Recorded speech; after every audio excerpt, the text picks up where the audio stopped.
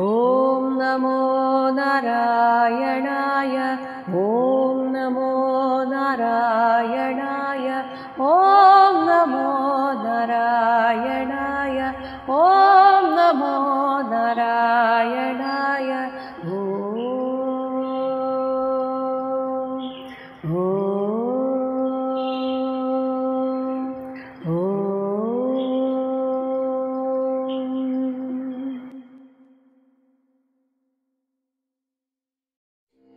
ശ്രീമദ് മഹാഭാഗവതം ചതുർത്ഥസ്കന്ധം ഏകവിംശ അധ്യായഃ 21-ാമത്തെ അധ്യായം.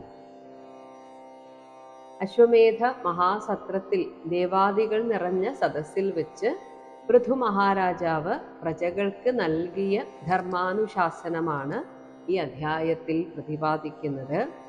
ഇത് യഥാർത്ഥത്തിൽ കഴിഞ്ഞ അധ്യായം നടന്നതിന് മുന്നേ നടന്ന സംഭവമാണ്.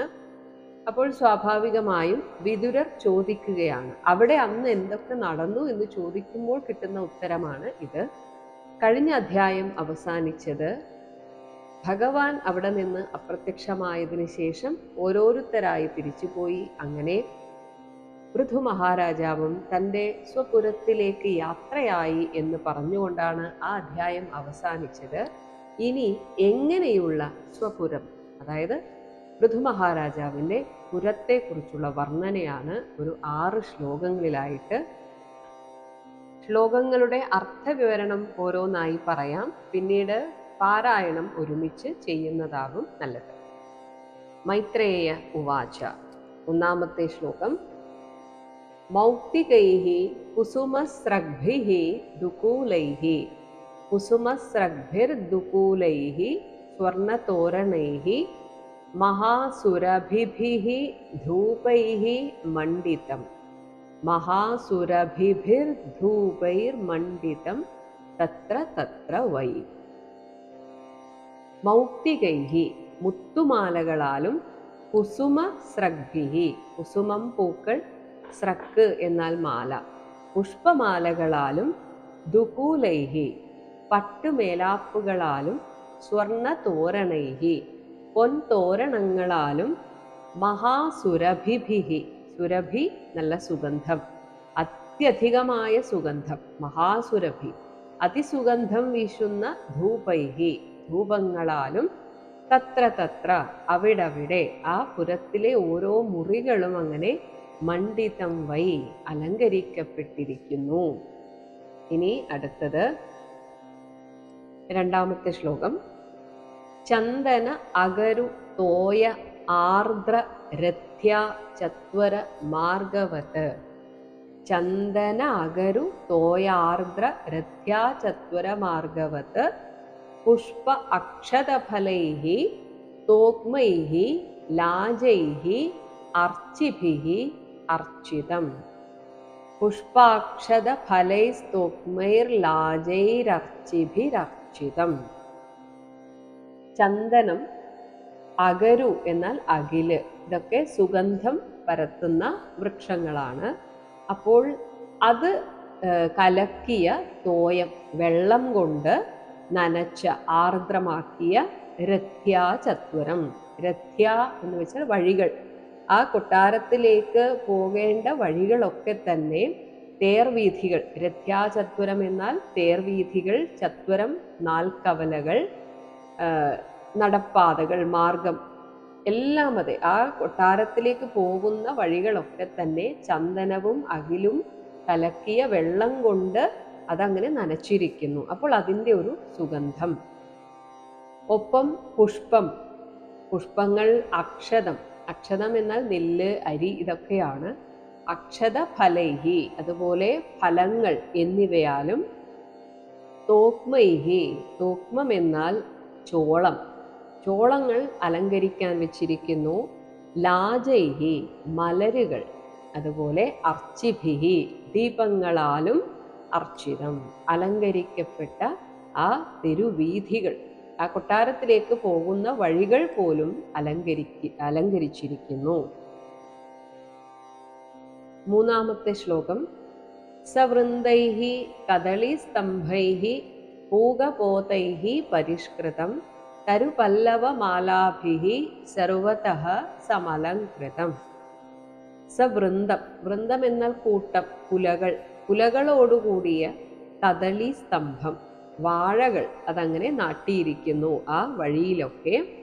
പൂകം എന്നാൽ കവുങ്ങുകൾ, പോതം എന്നാൽ കുട്ടി എന്നാണ് അർത്ഥം. അപ്പോൾ തൈകൾ, കവുങ്ങിൻ്റെ തൈകൾ, ചെറിയ തൈകൾ, ഇവയാൽ പരിഷ്കൃതം.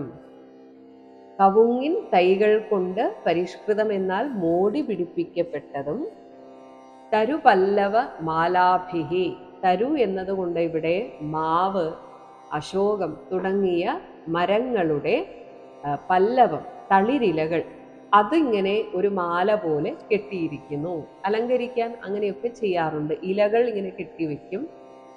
ഇങ്ങനെ സർവതഃ എല്ലായിടത്തും സമലംകൃതം നന്നായി അലങ്കരിക്കപ്പെട്ടിരുന്നതും ഒക്കെ ആയിട്ടുള്ള ആ വീഥി. നാലാമത്തെ ശ്ലോകം. ഇങ്ങനെ ഈ വഴികളിലൂടെ, ഇപ്പോൾ ഈ അലങ്കരിച്ച് പറഞ്ഞ വഴികളിലൂടെ നടന്നു വന്ന രാജാവിനെ സ്വീകരിച്ച വിധമാണ് പറയുന്നത്.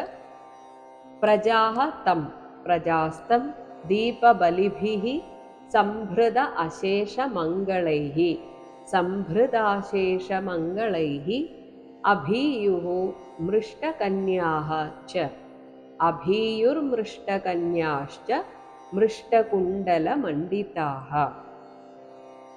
പ്രജാഹ അവിടെയുള്ള പ്രജകളും, മൃഷ്ടകുണ്ടലം, കുണ്ടലം കർണാഭരണം, അത് മൃഷ്ടമാണ്, മിന്നുന്ന കർണ ആഭരണങ്ങളൊക്കെ അണിഞ്ഞ്, മണ്ഡിതാഹ സുന്ദരികളായിട്ട് അതിനാൽ അലങ്കരിക്കപ്പെട്ട മൃഷ്ടകന്യാഹ തിളങ്ങുന്ന പെൺകിടാങ്ങൾ, അവർ അണിഞ്ഞ ആടയാഭരണങ്ങളുടെ തിളക്കം കൊണ്ട് അവർ തന്നെ തിളങ്ങുന്നു. അങ്ങനെയുള്ള പെൺകുട്ടികൾ ദീപബലിഭിഹി ദീപ ഉപഹാരങ്ങളോടും സംഭൃത അശേഷമംഗളൈഹി അവർ സംഭരിച്ച അശേഷമംഗളൈഹി അവിടെ എന്തൊക്കെ മംഗളകരങ്ങളായ വസ്തുക്കളുണ്ടോ അതെല്ലാം ഒരു താലപ്പൊലി പോലെ എടുത്തു വെച്ചിട്ട് തം അവിടെ ആ കൊട്ടാരത്തിലേക്ക് വന്നു ചേർന്ന ആ പൃഥു മഹാരാജാവിനെ അഭിയുഹു എതിരേറ്റു. അഞ്ചാമത്തെ ശ്ലോകം. ശംഖദുന്ദുഭിഘോഷേണ ബ്രഹ്മഘോഷേണ ച ഋത്വിജാം വിവേശഭവനം വീരഃ സ്തൂയമാനോ ഗതസ്മയഃ. ഇങ്ങനെ എല്ലാവരാലും സ്തൂയമാനഃ വാഴ്ത്തപ്പെട്ടവനായും, ഒപ്പം പ്രത്യേകം എടുത്തു പറയുകയാണ്, ഈ യാഗം ചെയ്യാൻ അങ്ങോട്ട് പോകുമ്പോൾ ഉള്ളിൽ അഹങ്കാരം, അതായത് ഒരു രാജാവ് എന്ന ഒരു അഹങ്കാരവും താൻ ചെയ്യാൻ പോകുന്ന മഹത്തായ കർമ്മത്തിൻ്റെയൊക്കെ ആ ഒരു അഹങ്കാരം ഉള്ളിൽ ഉണ്ടായിരിക്കണം. എന്നാൽ ഇപ്പോൾ അത് എടുത്തു പറയുകയാണ്, ഗതസ്മയഃ എല്ലാ അഹങ്കാരവും കൈവെടിഞ്ഞു. കാരണം ഭഗവാന്റെ ഉപദേശം ലഭിച്ചു, ഭഗവാന്റെ ഒരു ദാസനായിട്ട് രാജ്യം ഭരിക്കാൻ ഭഗവാനാൽ നിർദ്ദേശിക്കപ്പെട്ടു.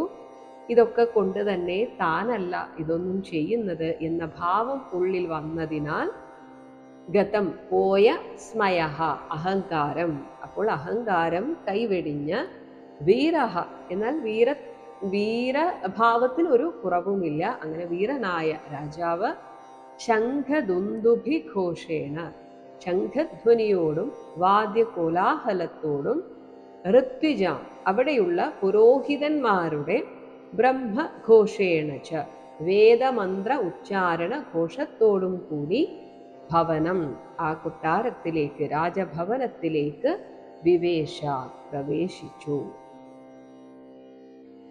മൗക്തികൈ കുസുമസ്രഗ്ഭിർദുകൂലൈ സ്വർണതോരണൈ മഹാസുരഭിർധൂപൈർമണ്ഡിതം തത്ര തത്ര വൈ ചന്ദനാഗരുതോയാർദ്ര രഥ്യാ ചത്വരമാർഗവത് പുഷ്പാക്ഷതഫലൈസ്തോക്മൈർലാജൈരർച്ചിർഭിരർച്ചിതം സവൃന്ദൈ കദളീസ്തംഭൈ पूगपोतै परिष्कृतं तरुपल्लवमालाभिः सर्वतः समलङ्कृतम् प्रजास्तं दीपबलिभिः संहृताशेषमङ्गलैः अभियुर्मृष्टकन्याश्च मृष्टकुण्डलमण्डिताः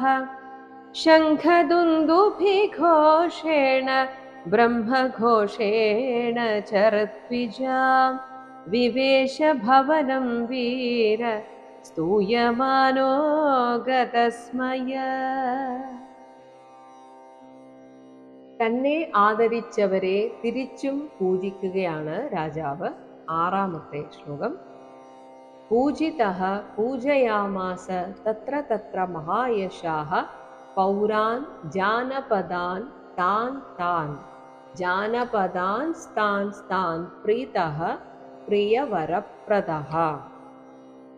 മഹായശാഃ അപ്പോഴേക്കും കീർത്തിശാലിയായ അദ്ദേഹം തത്ര തത്ര പോകുന്ന വഴിയിൽ, വലിയ രാജവീഥിയാണ്, ആ കൊട്ടാരത്തിലേക്ക് എത്താൻ തന്നെ അത്രയും സമയമെടുക്കും. അങ്ങനെ പോകുന്ന വഴിക്കൊക്കെ അതാതിടത്ത് വെച്ച് പൂജിതഃ ജനങ്ങളാൽ ആരാധിക്കപ്പെട്ട് അതിനാൽ പ്രീതഃ സന്തുഷ്ടനായിട്ട് താൻ താൻ പൗരാൻ അതാത് ദേശക്കാരായ അല്ലെങ്കിൽ ആ വഴിയിലൊക്കെ താമസിക്കുന്ന അല്ലെങ്കിൽ അവിടെ നിന്ന പുരവാസികളെയും ജാനപദാൻ ജനപദത്തിലെ വാസികളെയും പ്രിയവരപ്രദഃ അവർക്ക് വേണ്ട വരത്തെയൊക്കെ പ്രദാനം ചെയ്തുകൊണ്ട് രാജാവ് അവർക്ക് ആവശ്യമുള്ളത് എന്താണെന്ന് ചോദിച്ചറിഞ്ഞ് അത് കൊടുക്കാമെന്ന വാഗ്ദാനം കൊടുത്തുകൊണ്ട് അങ്ങനെ ഒരു വരപ്രദാനമൊക്കെ ചെയ്തുകൊണ്ടാണ് നടന്നു പോകുന്നത്. അങ്ങനെ അവരെയും പൂജയാമാസ അവിടെയുള്ള ജനങ്ങളെയും തിരിച്ച് രാജാവ് ആരാധിച്ചു. പൂജിത പൂജയാമാസ തത്ര തത്ര മഹായശാഃ പൗരാൻ ജാനപദാൻ സ്ഥാൻ സ്ഥാൻ പ്രീത പ്രിയവരപ്രദ. ഏഴാമത്തെ ശ്ലോകത്തിൽ പിന്നീട് അദ്ദേഹം ചെയ്ത കാര്യങ്ങൾ ചുരുക്കി അദ്ദേഹം പരമപദത്തെ പ്രാപിച്ചു എന്ന് പറഞ്ഞ് അവിടെ നിർത്തുകയാണ്. സഹ ഏവമാദീൻ അനവദ്യ ചേഷ്ടിതഃ ഏവമാദീൻ അനവദ്യ ചേഷ്ടിതഃ കർമാണി ഭൂയാംസി മഹാൻ മഹത്തമഃ കുറുവൻ ശശാസ അവനിമണ്ഡലം ശശാസ അവനിമണ്ഡലം യശഃ സ്ഫീതം നിധായ ആരുരുഹേ നിധായാരുരുഹേ പരം പദം. അനവദ്യ ചേഷ്ടിതഃ അവദ്യം എന്നാൽ ദോഷം, അനവദ്യം എന്നാൽ നിർദോഷം, ഒരു ദോഷവും പറയാനില്ലാത്ത. ചേഷ്ടിതഃ എന്നാൽ പല വിധത്തിലുള്ള കർമ്മ പദ്ധതികളൊക്കെ അതൊക്കെ ആസൂത്രണം ചെയ്യുകയും നടപ്പിലാക്കുകയും ഒക്കെ ചെയ്തുകൊണ്ട് മഹാൻ മഹത്തമഃ എല്ലാ ഗുണങ്ങളും ഉള്ളവനും പൂജ്യതമനുമായിട്ടുള്ള സഹ അദ്ദേഹം ഏവമാദീനി തുടർന്ന് അങ്ങോട്ടുള്ള അദ്ദേഹത്തിന്റെ ജീവിതത്തിൽ ഇപ്രകാരമുള്ള പല പല ജനങ്ങൾക്ക് എങ്ങനെയൊക്കെ സന്തോഷകരമായി ജീവിക്കാൻ സാധിക്കുമോ അതിനെക്കുറിച്ച് മാത്രമായിരുന്നു അദ്ദേഹത്തിന്റെ ചിന്ത. ഇങ്ങനെയുള്ള ഭൂയാംസി കർമാണി ഒരുപാട് പ്രവൃത്തികൾ കുറുവൻ ചെയ്തുകൊണ്ട് അവനിമണ്ഡലം ആ ഭൂമണ്ഡലത്തെ ശശാസ അടക്കി ഭരിച്ചു. ഇങ്ങനെ സ്ഫീതം യശഃ വിപുലമായ കീർത്തിയെ നിധായ നിലനിർത്തിയിട്ട് പരം പദം അവസാനം പരമമായ പദത്തെ ആരുരുഹേ ആരോഹണം ചെയ്യുകയും ചെയ്തു. ഇത് മൈത്രേയ മഹർഷി പറയുകയാണ്. ഇതൊന്ന് സംഗ്രഹിച്ച് പറഞ്ഞു എന്ന് മാത്രമേ ഉള്ളൂ. സയേവമാദീനനവദ്യചേഷ്ടിത കർമാണി ഭൂയാംസി മഹാൻ മഹത്തമ കുർവൻ ശശാസവനിമണ്ഡലം യശ സ്ഫീതം നിധായാരുരുഹേ പരം പദം. പൃഥു മഹാരാജാവിൻ്റെ രാജഭരണവും അവസാനത്തെ അദ്ദേഹത്തിൻ്റെ പരമപദ പ്രാപ്തിയുമൊക്കെ മൈത്രേയ മഹർഷി സംഗ്രഹിച്ചു പറഞ്ഞു എങ്കിൽ പോലും അങ്ങനെയല്ല കേൾക്കേണ്ടത്, കുറച്ചുകൂടെ വിശദമായി തനിക്ക് കേൾക്കണം എന്നുണ്ട് എന്ന് വിദുരർ ചോദിച്ചു എന്നത് സൂതനാണ് പറയുന്നത്.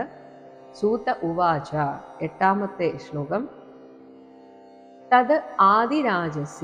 തദാദിരാജസ്യ യശഃ യശോ വിജൃംഭിതം ഗുണൈഃ അശേഷൈഃ ഗുണവത് സഭാജിതം ഗുണൈരശേഷൈർഗുണവത് സഭാജിതം ക്ഷത്താ മഹാഭാഗവതഃ സദസ്പതേ കൗശാരവിം പ്രാഹ ഗൃണന്തം അർച്ചയൻ.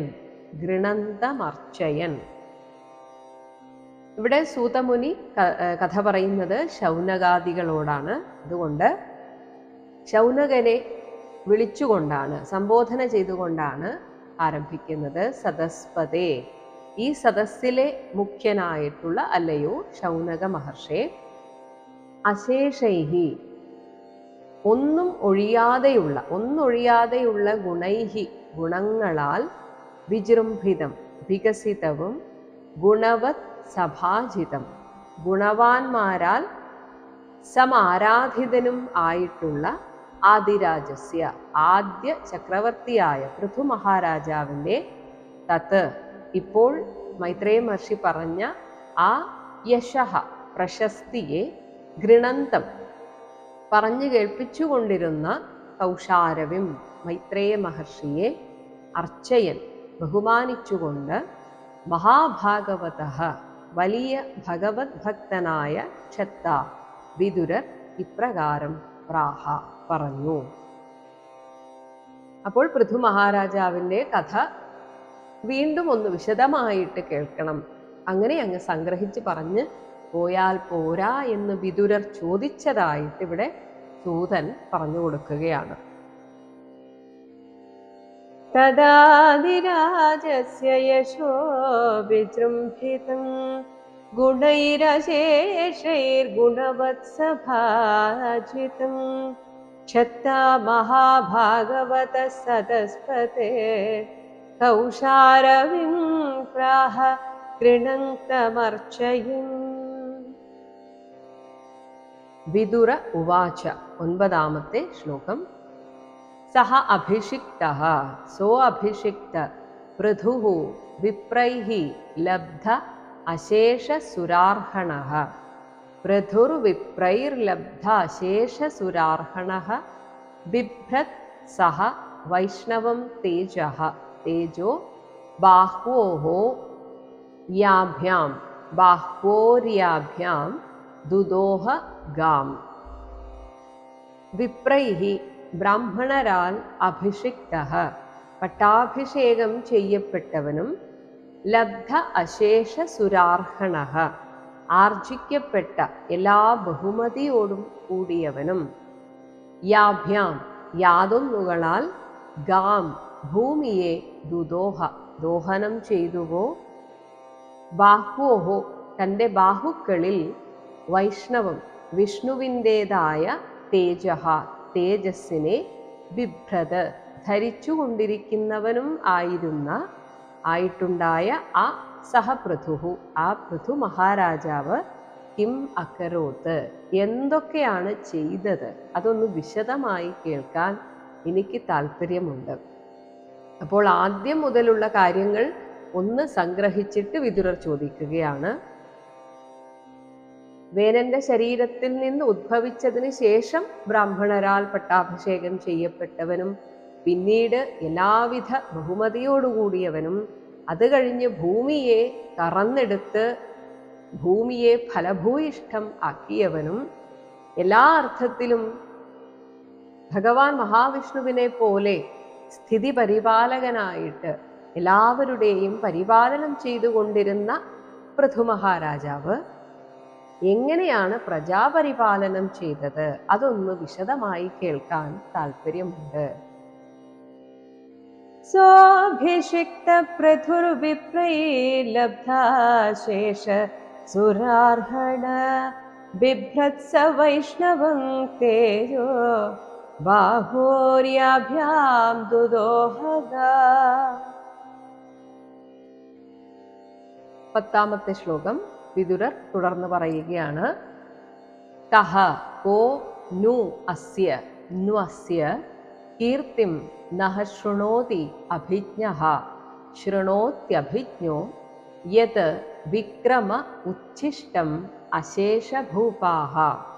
യത് വിക്രമോച്ഛിഷ്ടമശേഷഭൂപാഃ ലോകാഃ സപാലാഃ ഉപജീവന്തി കാമം അദ്യാപി കാമമദ്യാപി തത് മേ തന്മേ വദ കർമ്മ ശുദ്ധം. ഈ പൃഥുമഹാരാജാവ് ഭൂമിയെ കറന്നെടുത്തത് കൊണ്ടാണ് ഇന്നും ആളുകൾ സുഖമായി ഈ ഭൂമിയിൽ ജീവിക്കുന്നത്. അങ്ങനെ നോക്കിയാൽ അശേഷഭൂപാഹ, പിന്നീട് വന്ന രാജാക്കന്മാർക്ക് തങ്ങളുടെ പ്രജകൾക്ക് ആവശ്യമുള്ളതൊക്കെ കൊടുക്കാൻ സാധിച്ചത് സപാലാഹ, പാലകരോടുകൂടിയ ദിക്പാലകന്മാരോടുകൂടിയ ലോകാഹ, ഈ ലോകത്തിലുള്ള ആളുകളൊക്കെ തന്നെ യത് വിക്രമ ഉച്ഛിഷ്ടം, യത് യാതൊരു പൃഥു മഹാരാജാവിൻ്റെ വിക്രമം, അതായത് ഭൂമിയെ കറന്നെടുത്ത ആ പരാക്രമം അല്ലെങ്കിൽ ആ മഹത്തായ കർമ്മത്തിൻ്റെ ഉച്ഛിഷ്ടമാണ്, അതിൻ്റെ പിന്തുടർന്നു വന്ന ആ ഫലങ്ങളാണ് ഇന്നും എല്ലാവരും അനുഭവിക്കുന്നത്. അതാണ് കാമം. ഇഷ്ടം പോലെ നമുക്ക് ആവശ്യമുള്ളതൊക്കെ പ്രകൃതിയിൽ നിന്നിപ്പോൾ കിട്ടുന്നതിന് കാരണക്കാരനായത് ആ പൃഥു മഹാരാജാവാണ്.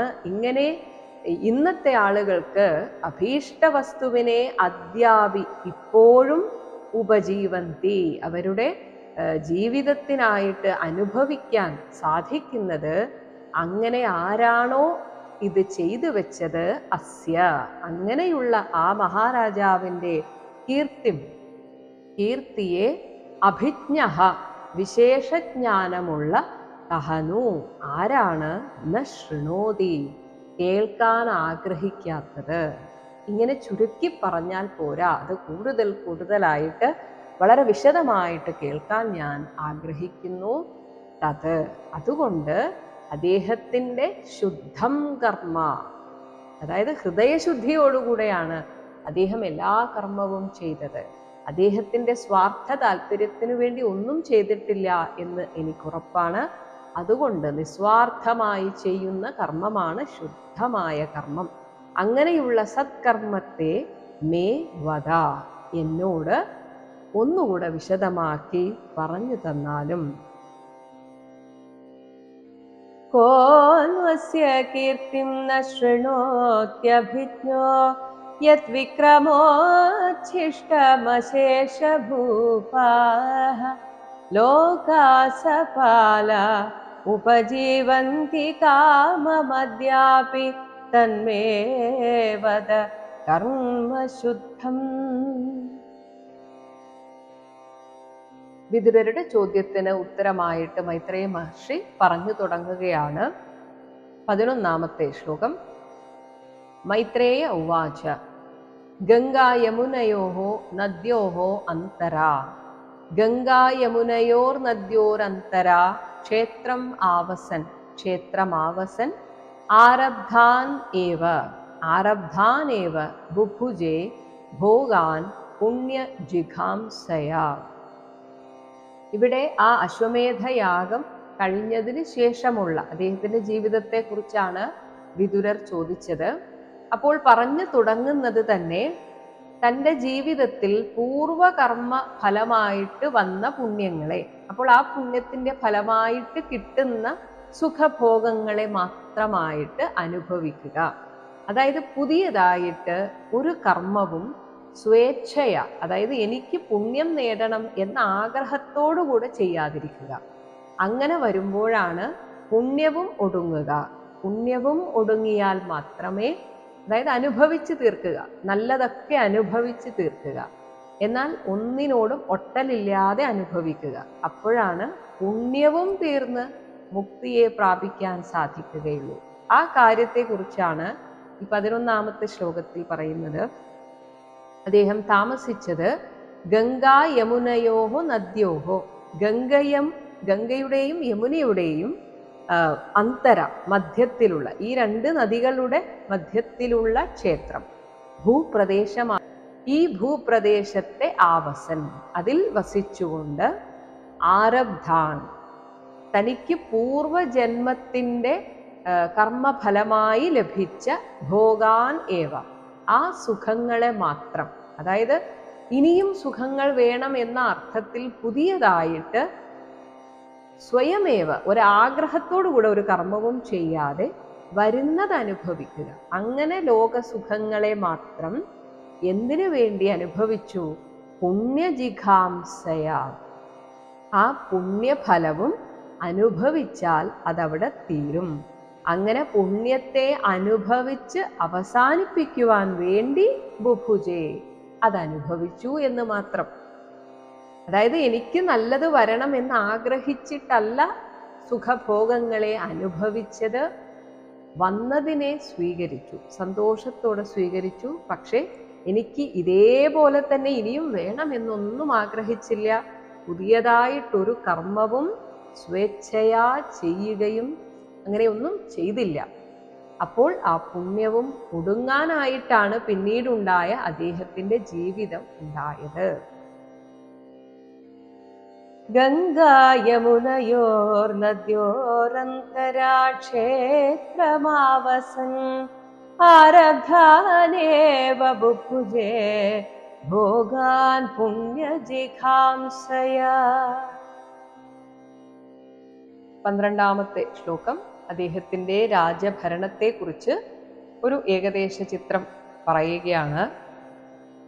സർവത്ര അസ്ഖലിതാദേശഃ, സർവത്ര അസ്ഖലിതാദേശഃ സപ്തദ്വീപ ഏകദണ്ഡധൃക്, സപ്തദ്വീപൈകദണ്ഡധൃക് അന്യത്ര ബ്രാഹ്മണകുലാത് അന്യത്ര അച്യുതഗോത്രതഃ, ബ്രാഹ്മണകുലാദന്യത്ര അച്യുതഗോത്രതഃ. സപ്തദ്വീപ ഏകദണ്ഡധൃക്, അദ്ദേഹം പരിപാലിച്ചത് ഒരു ചെറിയ ഭൂപ്രദേശത്തെ മാത്രമല്ല, സപ്തദ്വീപം 7 ദ്വീപുകളെയും അദ്ദേഹമാണ് ഭരിച്ചത്. അത് ഏകദണ്ഡധൃക്, ഒരേ ഒരു ചെങ്കോൽ ധരിച്ചുകൊണ്ട് ഈ 7 ദ്വീപുകൾക്കും അധിപനായിക്കൊണ്ട് അദ്ദേഹം ഭൂമിയുടെ മുഴുവൻ പരിപാലകനായി എന്നർത്ഥം. അദ്ദേഹം നല്ല ഒരു ശാസ്താവായിരുന്നു. തെറ്റ് കണ്ടാൽ അവിടെ ശക്തമായ ഇടപെടൽ നടത്തും. എന്നാൽ തൻ്റെ അത്രയും വലിയ ഉഗ്രശാസനയിൽ നിന്ന് അദ്ദേഹം 2 കൂട്ടരെ ഒഴിവാക്കിയിരുന്നു. അത് ബ്രാഹ്മണ കുലാത് അന്യത്ര, അതായത് ബ്രാഹ്മണ സമുദായത്തെ ഒഴിവാക്കി, അദ്ദേഹത്തിന്റെ ആ ഉഗ്രശാസനകളിൽ നിന്ന് ഒഴിവാക്കി. എന്തുകൊണ്ട് ഒഴിവാക്കി എന്ന് വെച്ചാൽ, എങ്ങനെയുള്ള ബ്രാഹ്മണർ, ഒരു ഉത്തമ ബ്രാഹ്മണൻ എങ്ങനെ ജീവിക്കണം എന്ന് വേദം അനുശാസിക്കുന്നുവോ ആ ധർമ്മത്തെ പരിപാലിച്ചുകൊണ്ട് നല്ല രീതിയിൽ സ്വധർമാനുഷ്ഠാനത്തോടെ ജീവിക്കുന്ന ബ്രാഹ്മണരെ അദ്ദേഹത്തിന്റെ ഉഗ്രശാസനകളിൽ നിന്ന് അദ്ദേഹം വെറുതെ വിടുക, അല്ലെങ്കിൽ അവരെ കൂടുതലായി ശാസിക്കാൻ അദ്ദേഹം നിന്നിരുന്നില്ല. ഇനി മറ്റൊരു കൂട്ടർ, അതുകൊണ്ടാണ് അന്യത്ര എന്ന് വെച്ചാൽ അവരെ ഒഴിവാക്കി. ഇനി അച്യുതഗോത്രതഃ അന്യത്ര, അച്യുതഗോത്രം എന്ന് വെച്ചാൽ വൈഷ്ണവ സമ്പ്രദായത്തെ എല്ലാ രീതിയിലും അതിൻ്റെ അനുഷ്ഠാനത്തെ വളരെ ഭംഗിയായിട്ട് നല്ല ഭക്തരായിട്ട് ഭാഗവതോത്തമന്മാരായിട്ട് ജീവിക്കുന്നവരെയും അന്യത്ര എന്ന് വെച്ചാൽ അവരെയും അദ്ദേഹത്തിൻ്റെ ആ പരമശാസനയിൽ നിന്ന് ഉഗ്രശാസനകളിൽ നിന്ന് ഒഴിവാക്കിക്കൊണ്ട്, എന്നാൽ സർവത്ര മറ്റുള്ളിടത്തൊക്കെ അസ്ഖലിത ആദേശ, അസ്ഖലിതം എന്ന് വെച്ചാൽ ഒരു തരത്തിലും അണുകിട വ്യത്യാസമില്ലാതെ ഒരു തരത്തിലുള്ള വിട്ടുവീഴ്ചയും ചെയ്യാത്ത ഒരു ആദേശം ഭരണകർത്താവായി അദ്ദേഹം വാണുപോന്നു. സർവത്ര സ്ഖലിതാദേശ സപ്തദ്വീപൈകദണ്ഡധൃക് അന്യത്ര ബ്രാഹ്മണകുലാദന്യത്ര അച്യുതഗോത്രത. हरे राम हरे राम हरे राम राम हरे कृष्ण हरे कृष्ण कृष्ण हरे राम हरे राम राम हरे कृष्ण कृष्ण हरे राम हरे कृष्ण कृष्ण हरे राम हरे कृष्ण कृष्ण।